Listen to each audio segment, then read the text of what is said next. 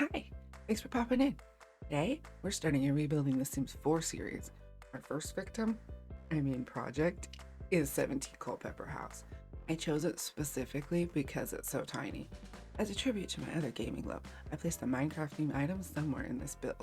First person to comment the timestamp when I placed it will get to choose any item in The Sims 4 to include in one of my next builds. At this point in the build, I didn't know what look I was going for, but this was definitely not it.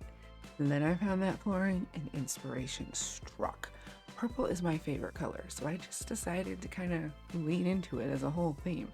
Putting the kitchen on a platform added a little more interest and made the ridiculously tall walls seem necessary. I decided if I'm painting one room, I may as well paint them all. I was really loving the galaxy wall, and I thought it would be perfect in the bedroom. After painting the rest of the house in various shades and patterns of purple, I decided it needed a little more architectural interest, so I added a couple of columns.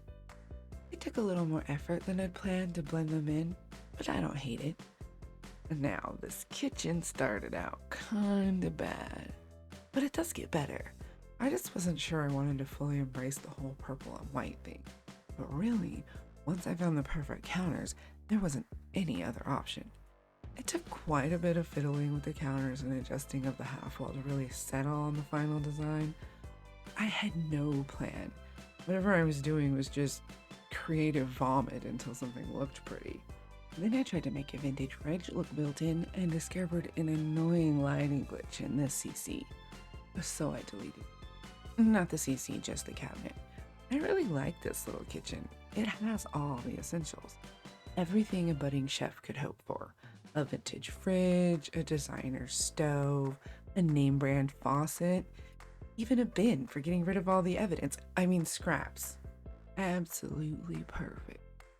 Making it in Eden seemed like the obvious choice, but I still wanted it to feel somewhat separated, an easily achievable goal with the creative use of decorations. After a bit of fiddling, most of which I edited out, I decided to plunk down a wall and call it a solid choice. Then it was clutter time.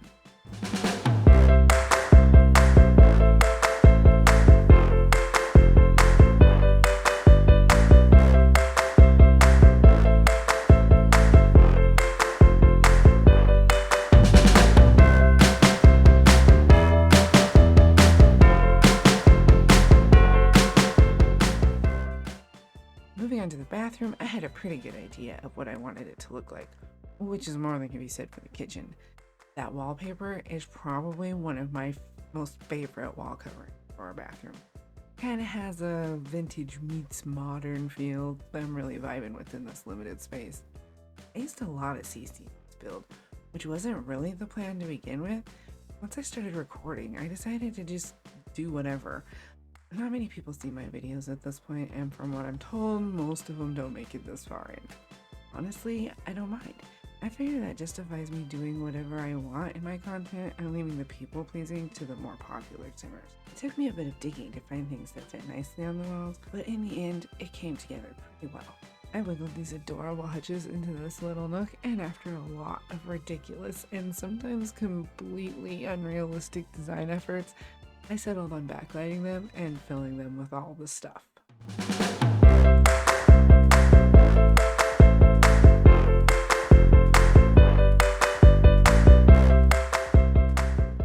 With the curtains up, I was ready to figure out where to put this very fun chair. I don't know how comfortable it would be in reality, but it looks cool, and Sims can't feel their butts anyway. I tried 2 of them for a minute, but that was super excessive. I wanted to bring some pinks and yellows and blues into the living room, and that rug really helped make it feel very cohesive. I love that plant light. The plant kit is by far the best kit. But even so, it doesn't have everything you could ever need, and that's why we love BB.move objects. Initially, I considered using this space for something kind of bold and wacky and very much on brand for Carrot. But instead, I settled on making it tastefully useful.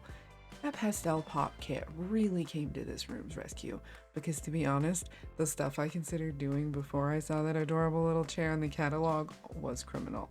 It really, really was. It took a bit of effort all placing the desk clutter, but I think it was worth it, especially since I think that globe lends an air of intelligence to an otherwise frivolous environment. That entryway was a bit of a pain at first, because as with the kitchen, I didn't have a solid plan as to how I wanted it to look. In fact, the only thing I was certain of was that I wanted some kind of surface declutter and a couple of pairs of shoes on the floor. I think I spent more time trying out wall art for this one wall in this one tiny space than I did digging through all the clutter for the living room. Eventually, I decided to just download something from the gallery. I think sensational too. And then I tried to get fancy and had instant regrets. So I spent 60 years attempting to clutter the top of this very cute dresser, after which I ended up with this.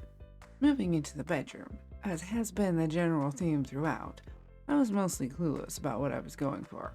I only knew for certain that I wanted those two galaxy walls.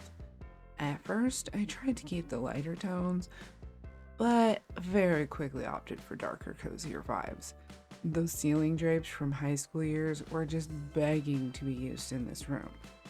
After a bunch of failed attempts to add a dresser, I decided to change the whole orientation of the room, which ended up giving me the perfect place to use this amazing dressing table. I plopped down some CC closet doors and then spent the next hour making it look good.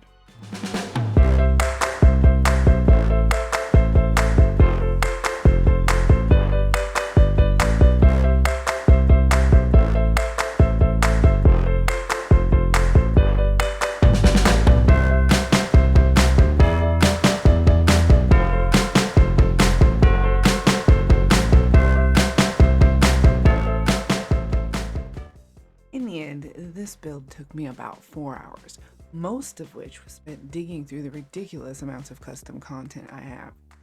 If you know, you know. Thanks for hanging out to the end. Don't forget to leave a like. See you next time. Love you. Bye.